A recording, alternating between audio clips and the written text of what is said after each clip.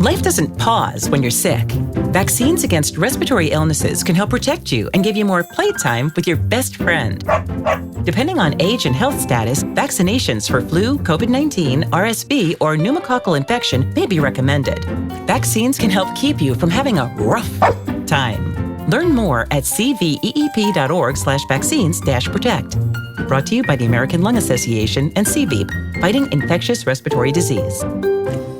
Oh my gosh, my friend gave me a high five the other day, and it was so intense, I feel like he broke my arm.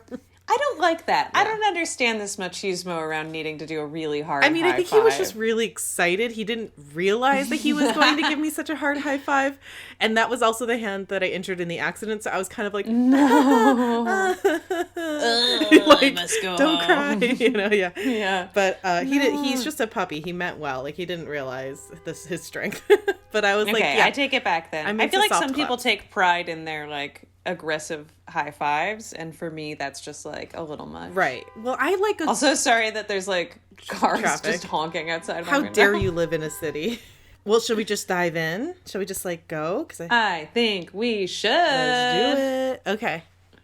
Welcome to Witchcast.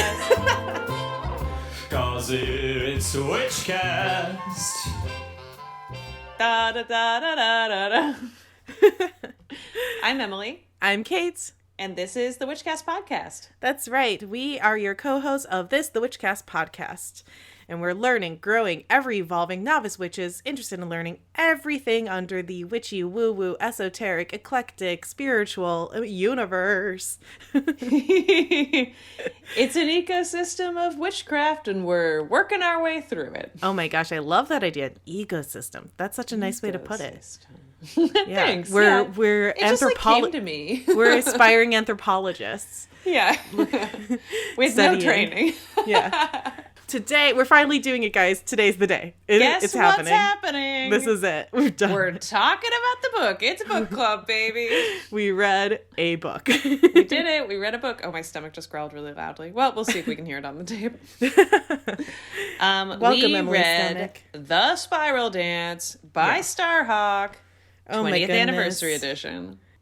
Witchcasters, this was an ordeal. Maybe we won't do more book club. I think we were like, we're going to do like 4 book clubs this season. And I think maybe 1 or 2 is good. I do want to do one more. Well, now that we've read this one, I'm really interested in reading a modern, like a book that was released within the last couple, like 5 years. Yeah, that would be very cool. Because I think and we're going to dive into this book and talk about it. And if you've read it, we'd love to hear your thoughts on our Insta or email us. But, if you haven't read it, maybe this might, entice you to read it if you want to. But I think, what was so interesting was the context reading it. We mentioned this a little last week, like that it was written in the 70s. Yeah. There, of course, have been addendums. The 20th century, or the 20th... even the 20th anniversary edition is from like 1999. Right. They're like, what's going to happen on Y2K? They don't say but they were thinking it. It was there. The energy was there. I'm curious. I should have done more research. I actually was going to look up reviews of the book before we started recording and forgot. But I was curious if Starhawk has done any more updates, because that's now I was totally thinking about that. I was like, I wonder if she has like a blog post somewhere about Starhawk in 2022. I looked her up just to see if she was like what she was doing. She's 70. She is from Minnesota, but that's all I really got because I just looked at the very first thing on Google. I think we follow her on Instagram. Oh, well, hi. I think so. Or it might be another famous elder witch. I don't know if they actually... Nope. It looks like the latest edition was 1999 and that was it. Wow. According to my super quick, Google. Well, needs no further context. Actually, I don't know that you could possibly do another edition and include all of the stuff she put in this edition. So I feel like you'd have to do a new one that was just like... Yeah, she'd have scrap to all the footnotes. Yeah, and that's a lot of work. I mean, you can tell she put a ton of work into this. Like, there's... Yeah. So just a quick, brief synopsis that I just pulled up. Oh, what a great way to do on it. Wikipedia. The Spiral Dance, A Rebirth of the Ancient Religion of the Great Goddess, is a book about neo-pagan beliefs and practices written by Starhawk. It was first published in 1979, with a second edition in 1989 and a third edition in 1999, like we said. It's a classic book on Wicca, modern witchcraft, spiritual feminism, the goddess movement, and ecofeminism. And it's also been translated into German and Danish. Yeah, and that's about right. It's basically like some of it is, I don't know. I took all the stuff about like old religions with a grain of salt because her intro basically said to do that. Right. So yeah, but it does like present itself as like reviving an ancient religion that just maybe we don't have like solid records on. Right. But I don't know, it was really interesting in that it's sort of like half religious text and like original mythology and half like actual instruction manual. Well, let's say 40 and then 20 like stories of her own like coven or her own activism and stuff like that. I found the actual stories kind of the most interesting in some ways. Like the spells were good, but I kind of liked reading about her and her friends like doing stuff by starlight on the beach or whatever, you know? Yeah, it did make me like a little nostalgic for a time I never was a part of, you know? I was like, oh, to be an ecofeminist hippie in the late 70s, like I'm part of a coven, how exciting would that be? Like, yeah, that I just feel like that doesn't, I mean, I'm sure covens do exist now, but I feel like we are in a completely different age of witchcraft. Yeah, totally. It's so much more focused on the solitaire, where I felt like in her book she even said like it really was more focused on the coven. The idea of solitary was more of a footnote than anything else. One of my like broad notes to myself, and it's true, she brought that up a couple times where she was like, not a lot of people do solitary, and now it's like all solitary, but I was like, just broadly, such a different experience of witchdom to like come into it by being like initiated into a coven with like a buddy system and like do spells that are like a collective action, but like where you each are maybe thinking about your own thing that you want from the spell, and you have to like trust that everybody else is like putting something good into the world and not gonna like and it does give me like kind of weird social anxiety, because she was like, oh, they're not that big, they're only like 13 members, and I'm like, that still seems so big, and like, oh my god, I was so like, vulnerable and like I was open thinking and naked. 13 people is just the number where I feel like you'd get into arguments, you know, like I feel like especially with like a democratic system like that, it would just be so much like talking, like living in a like one of those like 5-person artist houses in Brooklyn where like everything's a group decision, you know? Oh my god, like a commune. Yeah, like a commune. Yeah, that's the word I was looking for. I want to be a person who could totally jive with that lifestyle. I have friends who have lived so many in of my literal friends communes. are like that, and I just like, I am not. I just like things how I like them, you know? I'm too, I don't know. I just can't do it. Unfortunately. But in my maybe if I was in my early 20s again, like, I think, I don't know. I think like if I did it all over, maybe. Although I feel like everybody's got their own hang-ups, and I don't know that my early 20s shit would have worked with that environment. You know what I mean? I mean, now that I'm thinking back, I'm like, well, I did live with a lot of roommates, so in my early 20s, and that did not mostly go super well. So yeah, maybe not. It's hard. It's difficult. I mean, I think it takes a certain type of person, and you all have to be on the same page. I think that's the thing too, that you all have to be there. You know, you can be there for different reasons, but I think you all have to have the same kind of, well, what you talked about, perfect love and perfect trust, right? It's like, that's a lot to ask of a group. And I think maybe that speaks more to our generation and the current state of the world we're in, and like how why solitary practice is so big right now, but versus maybe how it was back when Starhawk wrote this originally. But I think it's a lot to ask that of a group of people, and to ask for that commitment. I mean, God, you and I know, like, trying to get people together for just a play reading, it's like pulling like teeth. You know? Yeah, totally. And it's also like I feel like we have grown up in a world that like has environments of like, not only has that like commune lifestyle existed, but it's like it's been around so long that you've seen it like parodied, and you've seen like the flip side of it, and like when people are just like power hungry in a democratic way. Like, or like there is someone who always tries to game the system, isn't there? It seems like it. I mean, maybe that's a bit, cynical, but I do the idea of the village, like the way that, you know, humans kind of were like originally lived, and like you all lived to like in a small town together, you relied on each other for resources and help and support, you know, people watched each other's kids, like it was very much like a small tight-knit community, is very appealing in ideals, you know, and like in my brain. Yeah. And so I feel like a Coven's kind of similar, like an offshoot of that mentality of like this kind of like more earthly, like the most beautiful form of it would be flippin' fantastic. And that's, I mean, a lot of the book is about like imagining a future where like, you know, we take care of each other and where like things are more loving and more trusting and all this stuff, and like also better taking care of the earth and all that. It's tough coming from 2022 to read her hopefulness for the future from 1979 and be like, ooh, sorry, bud. Like, I mean, in some ways it got better. In a lot of ways, I mean, in a lot of ways it got better, but there are also a lot of things that we definitely didn't fulfill of that, like, hopeful moment, you know, like. Yeah, well, it's interesting. I think, I mean, also, like, when she originally wrote this was before the big kind of quote-unquote economic, you know, capitalist boom of the 80s. Yeah. Where everything pivoted, I think, really sharply towards capitalism, even more so, having even more power, giant corporations, the stock market, like, all this kind of emphasis, the Reagan era, you know, like, I mean, as someone who was not, you know, I was like a baby in the 80s, but like from what I understand in my very brief, shallow knowledge, it's like that was really, I think, formative to this country of where we are now. I think it could have, if there's many other universes probably where it went a completely different way. And I would be so curious to see what America would be like in those timelines. But yeah, I think the pivot to really capitalist booming changed a lot. I think it affected us a lot. I think we're a lot more material.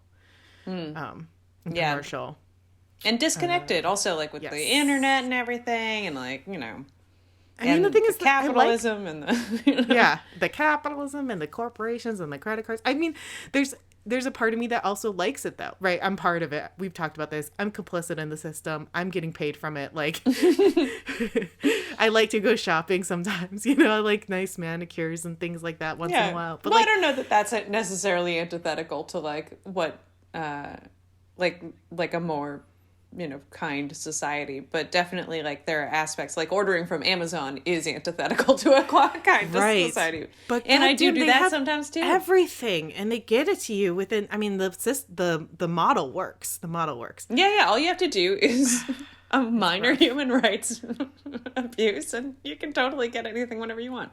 Yeah, it's hard. Well, I think that's, and okay, we're getting a little off topic, but I will say that this is something that like I just rewatched The Good Place, and it is so good. It's so good. But I think like the biggest takeaway, and it's a little heavy-handed sometimes. Mike Schur stuff is, but I love him for it because I'm a big sap like he is. And I think like this idea of like it is more complicated today to live and be a good person or a bad, you know, like the idea of morality is complex in today's day and age, much more so than it was 10, 100, 1500 years ago. You know, like you cannot even eat an apple without this kind of trickle down, you know, effect of like, well, where was that apple sourced? Did I buy? Yeah, who picked was it a farm to table company? Apple? What farm? What pharmicides did they use? What, you know, herbicides? Like where was it grown? What was the impact? Like, there's so much. Every little thing that you do in today's modern age has millions of little mini impacts, right? And that's a lot of pressure and guilt and stress, I feel like, for a normal, just like human to be under. Yeah, it's true. That's true. It's a complicated unless you want to world. go live off the grid, you can't really. Right. You're gonna deal with some unsavory, immoral shit. Yeah. Anyway. All right. Back to Starhawk. So you had some ideas for like organizing our thoughts a little bit, which I really liked. You were saying like things that we either really liked or connected with, and then some things we struggled with or like didn't particularly connect with, and then like maybe like a little passage each. Is that? Yeah. I think that's a good idea. I had some shower thoughts right before this, and I was like, ooh, this I loved that. Yeah. Because otherwise I think I would just like talk myself in circles about this. Yeah, I could totally ramble on, but it might be better to do it in a more structured way. Yeah. So just backing up just a quick second before we dive into that, I do want to tell like our listeners who maybe are not familiar with this book. It is like, I think it's kind of seen as one of those like 101 texts for witchcraft. It's foundational modern. It's foundational. Yes. Like Scott Cunningham, witchcraft. But we talked about this in like our history of witchcraft stuff, but I will say that it is very Western. It is like very, very much like Wiccan fairy tradition, like Starhawk studied with Victor Anderson. It's very like Dianic. It is really rooted in her beliefs. She does mention like certain things about Eastern religions and philosophies, certain things about the African diaspora, like, but very, very lightly touches on it. It's about as misguided as you'd think a white woman in 1979 would be. Exactly. And that was something that's why I want to read. And it's in her intro. She's like, if I had this to do over, I would learn a lot more about those before, or just not say anything about it. You know? Right. And, and even though it is nonfiction, it definitely still feels very much like storytelling, like even the history. I definitely consider it sort of a mix of fiction and nonfiction. You know, like... It's... The actual, like, she does talk about the history in the beginning, which was kind of neat. I thought that was really cool because a lot of it was stuff that we had already learned from doing our own Witchcraft 101. Yeah. But like some of the statistics and like numbers she rattles off are not necessarily rooted in any kind of recorded fact. Right. I want to point out. Yeah. There's definitely some like loose, playing fast and loose with facts. But also like there's mythology elements. And, actually this brings me to one of the things I really liked and connected with about it, which was some of the questions that she asked as early as the intro, but just about like, why is an older religion necessarily the true one? And like, if we don't start a tradition now, it never becomes a tradition. And also like why does it have to be true?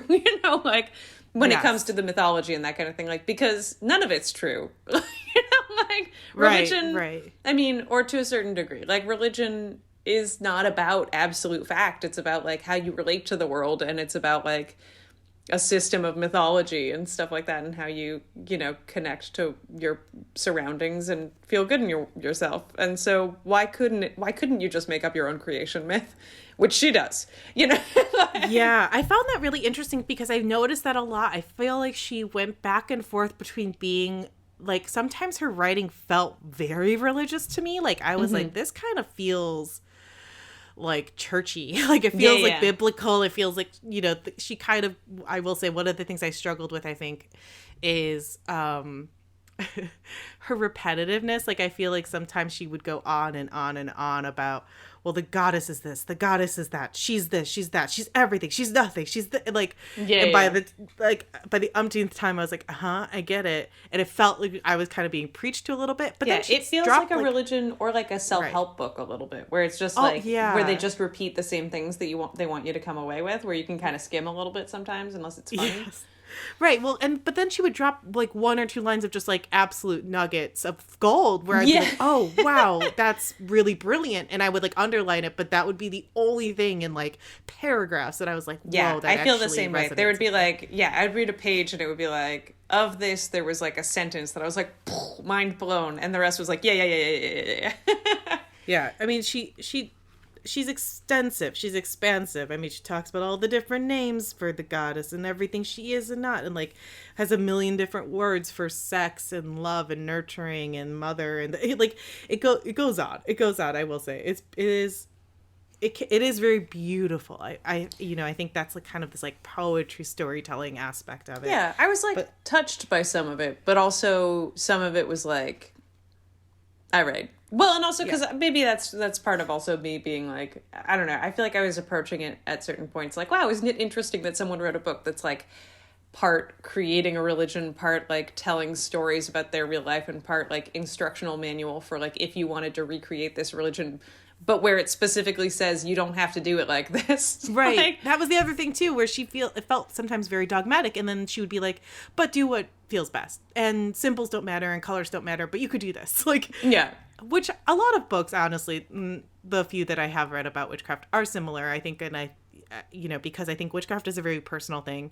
And I think that that's also a modern concept too, where it feels like for her, this is absolutely a lifestyle. You know what I mean? Like, this is not just a practice. She's in it. This is her job. This is her life. It's her, like, her she would talk about her day of, like, I did some candle gazing, and then I did this, and then I was, like, she literally talked about how she filled her entire day up with just, like, trance and breathing and meditation. Well, I'm like, oh my gosh. In fairness, I was like, wow, she really doesn't have a lot else to do. But, but she said that she did, like, for 3 weeks, she tried to do, like, all of this stuff, and then was like, as with everything, in moderation is better. You have to have time for living your life. Right. Yeah, she did mention that. I mean, but I still am impressed with just the amount of dedication. I feel like maybe I'm a bit of a lazy witch. I mean, honestly, there were so many things that I was like, oh shit, like I haven't been binding my spells. Oh yeah, right? Or like grounding my energy after. I mean, I make sure I eat after I do any kind of magic, but like I remember when and this to me, again, I feel like I must have read this back when I first started getting into witchcraft, because a lot of it was like, right. Like, all this kind of like, you're supposed to do that. all this like really intense, like casting in the circle, calling the corners, like, raising your energy, like all this, the theme, like all the little steps that were very inherent to Wicca that like I first learned. I remember when I would do that, it would take me hours. I would like bathe, I would dress all in white, I would go all out and follow every step like the good little student that I was. And it did feel very powerful. It felt also very draining. I probably wasn't like raising my energy quite right. Versus now where I'm like, I'm just gonna like pray a little over this candle. Yeah, light a candle real quick. And breathe, do some deep breaths, say a little something off the top of my head. Cool. All right, I feel like this is great. I'm going to go watch TV and eat a snack now. That's really exactly. the extent of my practice. I do feel like maybe I've been sending like energetic pinballs out into the universe when it's like, oh, right, you're supposed to like limit it from changing.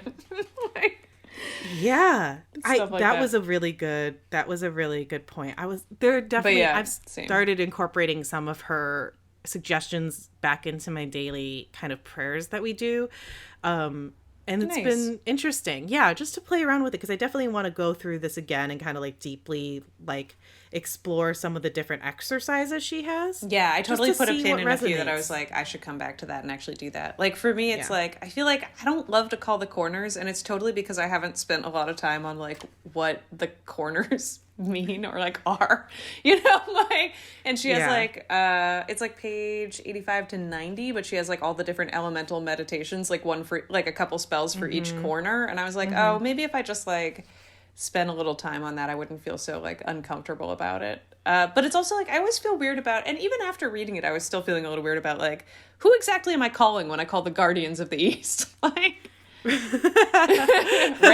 What do you mean? Who's picking wraiths? up on the other line? Yeah, that's a really good point. I guess I never really thought of that. Calling the corners has been something I do quite a lot, but I have to admit it's because, again, I like trained myself I read a lot of books on Wicca when I first got started. So that's like my neutral. It's like my new Catholic, basically, but also the craft. I mean, yeah. There's so much in like, this book where I was like, so this is just like the craft. Directly to 90s pop culture. Yeah. I mean, like they even say like with perfect love and with perfect trust, they call the guardians of the watchtowers of the northeast, south, and west. Like a lot of, I mean, they had a witch on the crew of the movie, like, so they were pulling, obviously we know that movie's not accurate, it's amazing but it's not accurate, but fantastic, completely fictional film. Yeah, I do think a little bit about First of Bulk every time I call the corners, I'm not gonna lie. Yeah, I love that. So I never really thought about who's there then. Right, who's picking up. So what was your favorite thing and what was your least favorite thing? Or, to simplify it, what was like something you loved, something you struggled with? I think I'm gonna go back to what I was saying before, whereas like the thing that challenged me the most, I think, was her kind of repetitiveness. I mean, also, again, I work in commercial like media where literally we try to cut everything down. Yeah, everything's about as few words as humanly possible. Right. So it's just like second nature to me to be like, this could have been 3 sentences, Starhawk.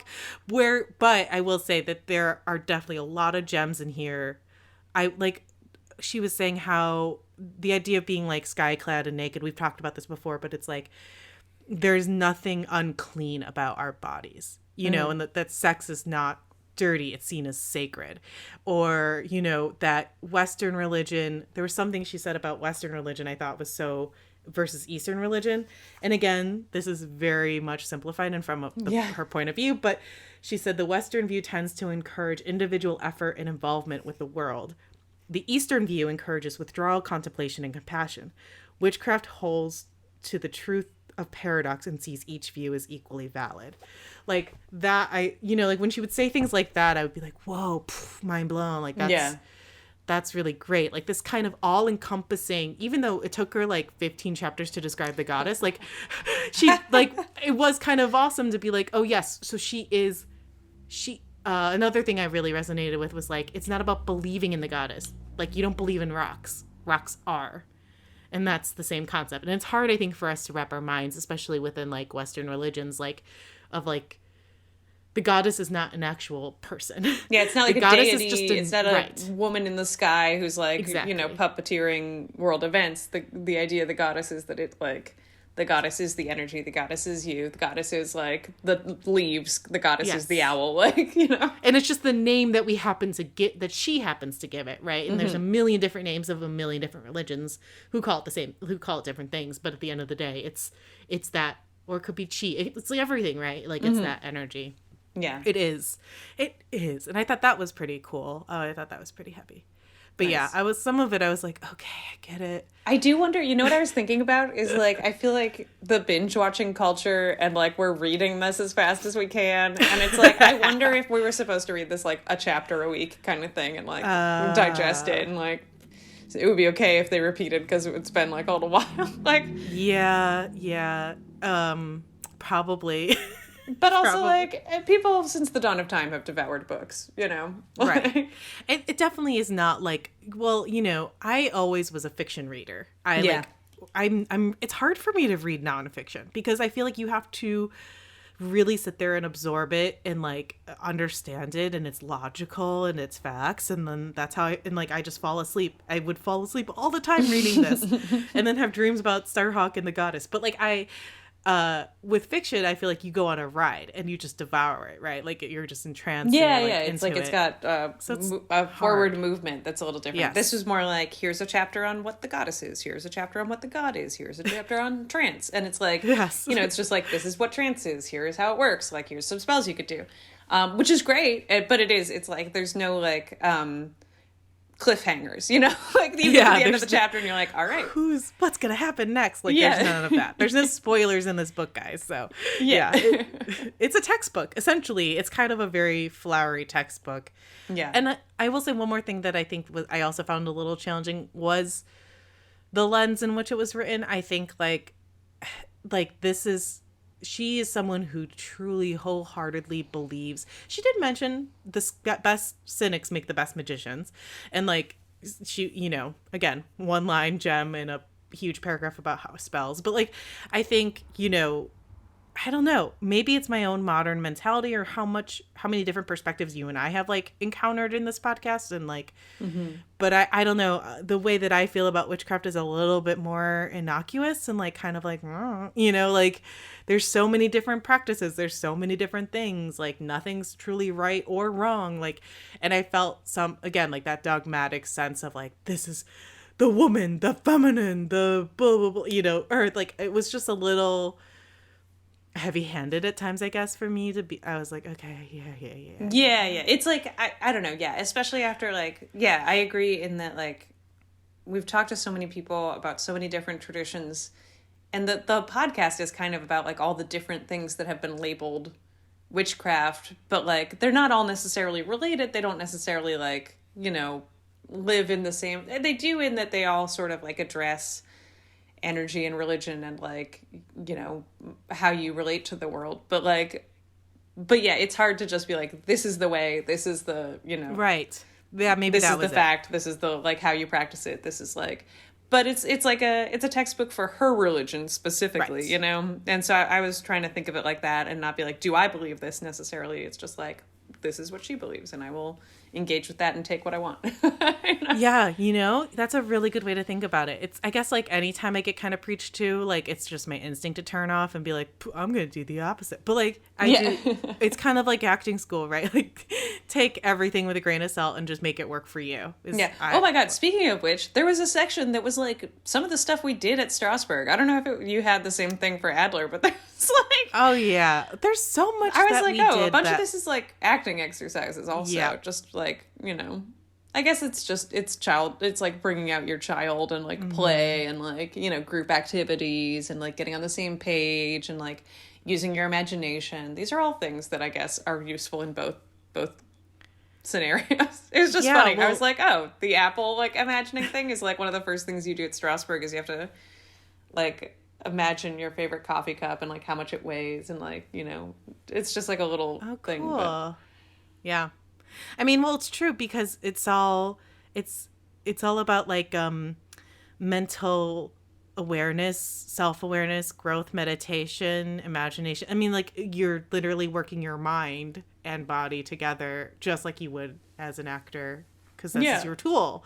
That was something else too. She was like, I'm sorry, you guys have to exercise. I know. It's funny. She was like, this does not attract the most physically fit people, but you need to find something to move your body that works for you because your body is part of your tool. And I was like, nah, fine. Fine, witch mother. She's not wrong. Well, what was your like, I feel like I've been talking a lot. What is your, Emily, your favorite and your most challenging part? Let me think about that.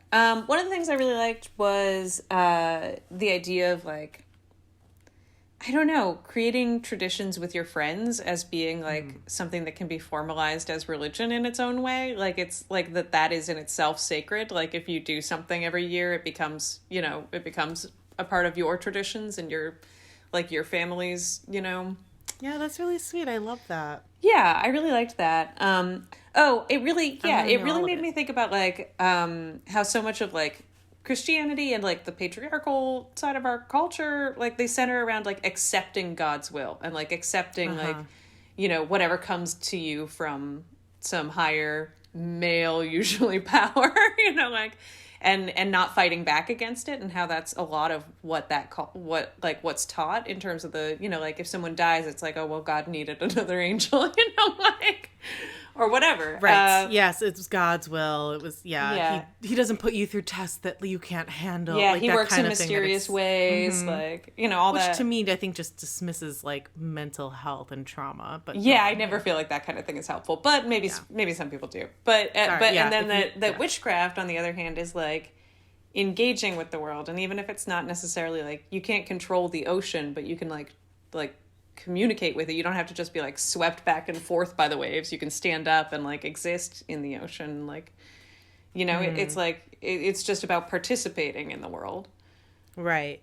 Yeah. And, she said, I would love to go a little deeper into this because she was kind of like, oh, the Buddhists believe life is suffering, but that's not what we believe. But then a lot of the stuff she talked about actually felt very Buddhist in a way, because she talked about how like life and death, right? Like there is no evil. There's no like, there is destruction. The goddess is destruction as well as creation. You cannot have one without the other. Mm-hmm. Like anger. I thought that was an interesting quick little part she had about like how anger is part of that as well. I really liked some of the ways that they had of dealing with like, or that she had of like dealing with anger, or like how you feel when someone is sick or when people are bickering in the group and stuff like that. Like how to deal with stuff like that. I don't know. It's interesting.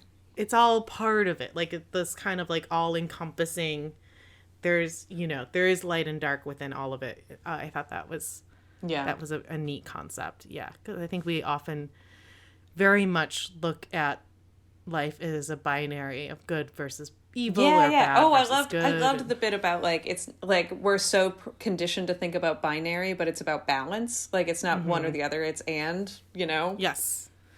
I will say, I mean, her book is very gendered, though. I did want to say that. Like, that it's super gendered. Very there.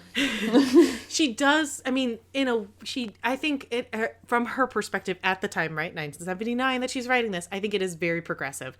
The idea that, like, the horned god and the goddess are not opposites. They are, like, like she said, like the goddess is the earth and the god is the grass, the wheat that grows. Yeah, from the yeah. field, And right? there's like a couple sections where it's like the goddess contains the masculine and the masculine contains the feminine, and like they're all, you know, like they're not separate, they're one, and like that kind of thing. Which I mean, I had the same reaction. I was like, for 1979, wildly progressive. For 2022, less so, but like, right. You know? And that's the thing is, like, she also still talks, it's very much women centric, the feminine versus the patriarchy. She talks a lot about the patriarchy, which she's not wrong. We still live in a patriarchal society. Like, that is definitely a truth. But it did feel like, for 2022, there'd be, I think, a lot more nuance, a lot more gender neutrality, a lot more fluidity with the terms used and like the way you refer to the people. Yeah. For sure. Although I feel like also, I mean, yes, I would definitely say that, and that would be a good thing. But being in 1979, I felt like some of the stuff that she said sort of made me think, I don't know that this is what her intention was, but this is what I got out of it. That in some ways this was like the creation of a religion in response to like patriarchal structures to like call them out and help people see them. So it was like almost like religion as activism, where it's like we're creating this religion specifically to ask people to imagine a world where women are in charge, you know? Yes. And like a woman birthed the universe, and like, but also, you know, then the gender binary thing was a lot. I agree. Right. Well, I was also, the God chapter was really interesting to me because I was very attracted to this idea of like men also channeling this kind of how to vibrate at their highest good, like kind of being able to be empowered in a true sense versus kind of this kind of machismo, ultra hyper masculine, stereotypical, like forceful power centric, but like being totally. Like, no, but I can be sexual without coercive. I can have feelings and emotions, and that's not a sign of weakness. Like this kind of like more evolved. I think that was kind of like you can be confident and not cocky. Like like there's no, it's not like a show power, it's like a be power.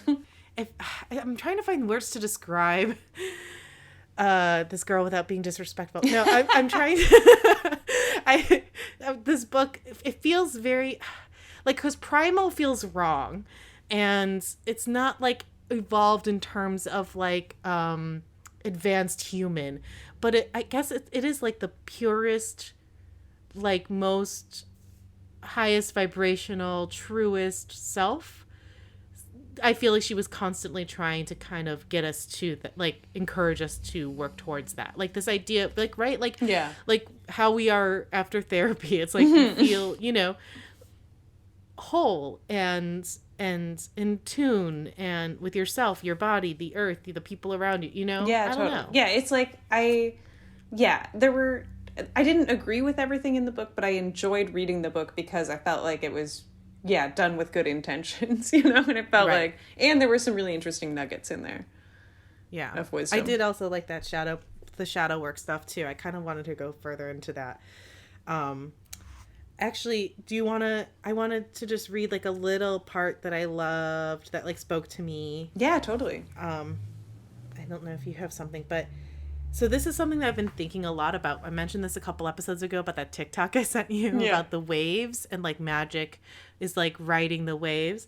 And so I've been thinking about that a lot because like as our listeners know, like Matt and I do like a little spell and prayer every night for Billy. And it feels like very frustrating, right? Because I'm like, my magic should be working. I should get immediately what I want. Why do I not have instant gratification?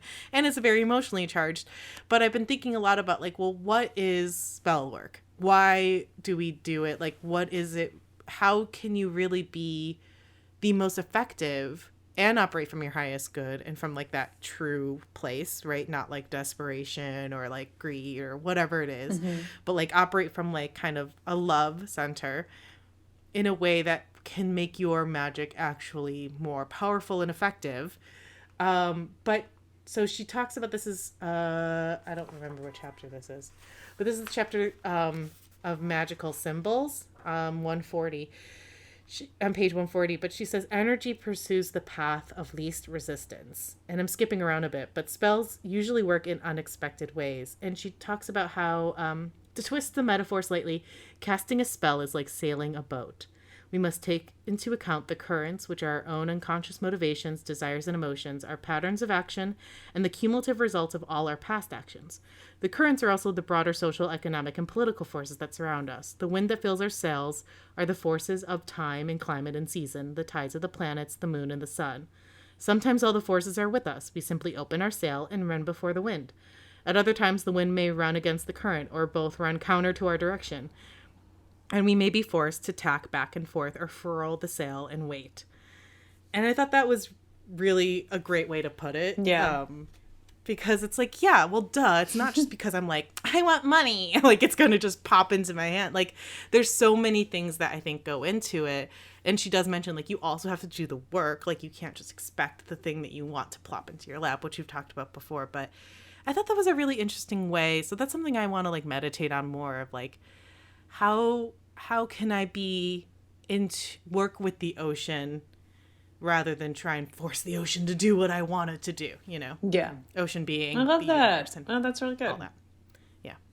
I guess I liked a lot of sections. The section I picked that I wanted to read a little bit of is not necessarily the most magic related, but I thought it was really interesting and enjoyed the section. It's she talks about in 1978 being part of a Take Back the Night rally, and basically they did the march, and then they got to a park where it was ending, and they were they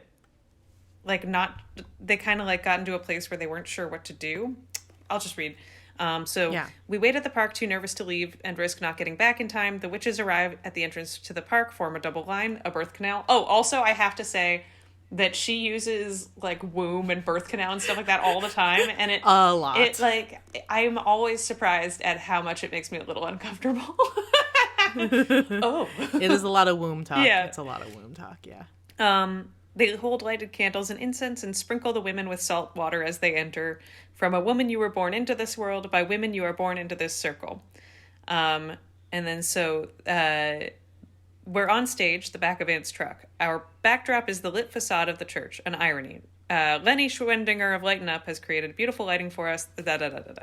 Nina leads the chant, "We're taking back the night is ours." The women are not dancing as we'd hoped. The audience performer image is too strong. They're watching us. I feel awkward, unsure of what to do. The chant dies away. Still, crowds are flowing into the park. Toni Marcus begins to play her violin. The sound carries over the park, electric, magical. We can put off starting no longer. I take the microphone and say that we should turn for a moment and look at each other, at how beautiful we are, how real we are. I say we have been taught that women's bodies are unclean, that our sexuality degrades us, that we must be either virgins or whores, but we accept neither image. Instead, we raise the banner of the naked goddess whose body is truth, who is within us in the human spirit. We say that our bodies are sacred because they bring forth life, because they are life, because they give us pleasure, because with them we make, build, think, laugh, create, and do. And then they lead a chant and stuff, but and the voices roar into the night. Not a cone, it's too strong, too amorphous, a tidal wave sweeping out of the park. I don't know, I thought it was like a cool usage of this where they were like finishing a rally, because the context is they're talking about, she says that like movements need to also ground their energy at the end of things, and because otherwise they kind of spin out. Yes. And I thought it was a really interesting application of it to use it at the end of a rally and just be like, we don't know what to, everybody's been walking and it's ended and like, we need to say something. And so they did this, you know? I love that. Yeah. I have to say her stories make it sound so great. Like it feels like every night, you know, when she was she has like 2 covens, I think, right? Mm-hmm. There was Compost and then another one. It just feels like you had like these women were having epiphanies and just amazing, like, fucking rocking out, mind-blowing experience. It feels like acting school, right? Yeah. Like I feel like totally. Every week we were like, oh my God, I feel so like you were just open and sharing so much with these other classmates. You were all there to become artists. Like it's actually very much like acting school. Yeah. Definitely has a lot with acting. There's actually, one of my notes was just like, wow, this is a lot like acting school. Gee, I wonder why we were drawn to witchcraft. Right, I know. Yeah, what can you do? Like out of 5 stars, then what would you rate this book? I'd give it a solid 3.5, 4. I don't know. What do you think? Yeah, I think so. I think it's, I think it's really good for people who are just starting out. Yeah, even as like a foundational text, it's like, okay, this is a perspective on like what is out there, Like if I was teaching a Witchcraft 101 class, I would probably include like her book and Scott Cunningham's Solitary Practitioner book, because those were the ones I started with, but then also include books from other practices, other cultures, totally. To kind of give a global view, right? Like, yeah, make sure that they listen to the Witchcast podcast to get, up to date. Yes, please listen. No, but I think part of me was kind of like, oh, I'd love to pass this on to my kids. Like, I think it'd be really interesting. There's a lot of foundational stuff in here. I think that is super useful. I definitely think it is one of those books that you take what works for you, leave the rest. And I think the book is aware of that. So I don't think it by any means is trying to be the only source. I do think it's a little bit of a difficult read. I think it is something that you maybe want to go back to over time. Yeah. Practice some stuff, come back. It's not something you're going to read through in one sitting. Yeah, like I said, I was like, oh, I should like put a pin in that and actually come back and do that spell at some point. Or I should like try this activity. Like, and there's quite a lot of practical stuff in here. Like it's stories, but like, yeah, what I didn't really go too deep on is like there's a bunch of different chants, spells, prayers, suggestions of, poems. I don't know, like mostly chants. Like it's just things for to try and how to visualize, how visualizations and meditations and like I totally forgot about that. The pentagram has an invocation direction and then a banishing. I know, yeah. There's like an end of spell opposite pentagram. Like, oh right. God, I have not been doing that correct. Yeah, well, I was practicing. I was sitting here going. I was totally doing that too. Yeah, maybe. But yeah, I would say 3.5 out of 3.5/4 out of 5. Yeah, I think it's an important text for the history of witchcraft, of Western witchcraft, for sure. Yeah, for sure. Yeah, I agree. I think you're right on the money. Friends, we'd love to hear what you thought. If you had any big takeaways, feelings. You hated it, you loved it, you also felt that it was a 3.5, 4, whatever you want to say. We're here to listen. And Kate, do you want to draw a card? Yeah. Well, do we want to do my new deck that you gave me? Yeah. If you feel ready, willing, up to it. I mean, yeah, because we've done the other decks quite a lot, and like part of me was like, she talked about Ceridwen. I don't know how to pronounce it. The one who's looking in the cauldron. That's like one of the goddesses in my Universal Goddess deck. I think that's the card for Judgment. And there's the Druid Animal Oracle deck, but I don't know. Part of me is like, you know what? We focus so much on these kind of more traditional Western. Yeah, this was imagery. A Western Witchcraft day. Let's go to the east. Yeah. Let's balance it a little. Yeah.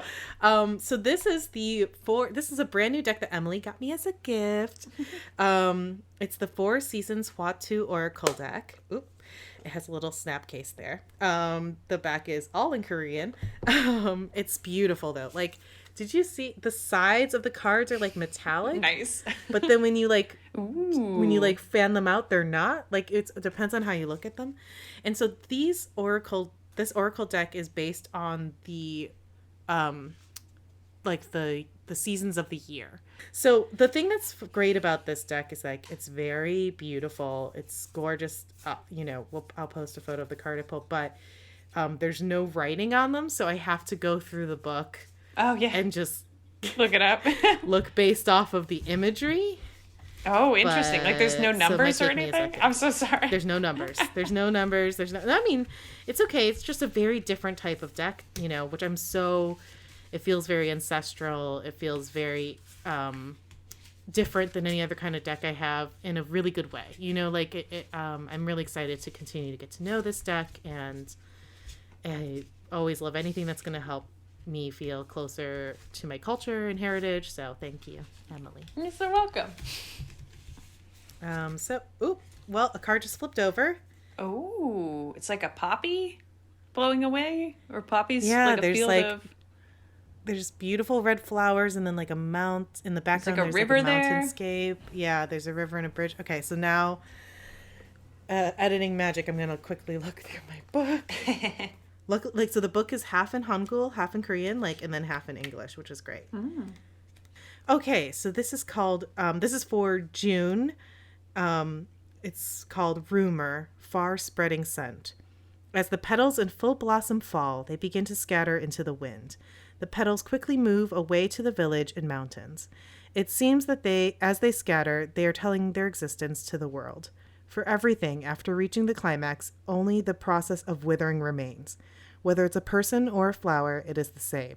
Flowers want to send their scent and color to a wider place, even though breaking down their bodies one by one. Looking at the fallen petals, people feel the true seasonal change and taste the elegance. Of course, there will be those who do not even care about it. However, the flowers will reach as far as they can fly, keeping the red color of the moment and faint scent. Keyword, things come to an end without knowing. Watch out for the rumors out there. It is very difficult to know the truth of the matter. Small actions cause great disruptions. There follow a belated regret to rectify. You can't pick up the spitting words, so you have to behave modestly from the start. Since the mind is divided into several branches, it is difficult to make a decision. So the translation is iffy. We can kind of work through that, I guess. Yeah.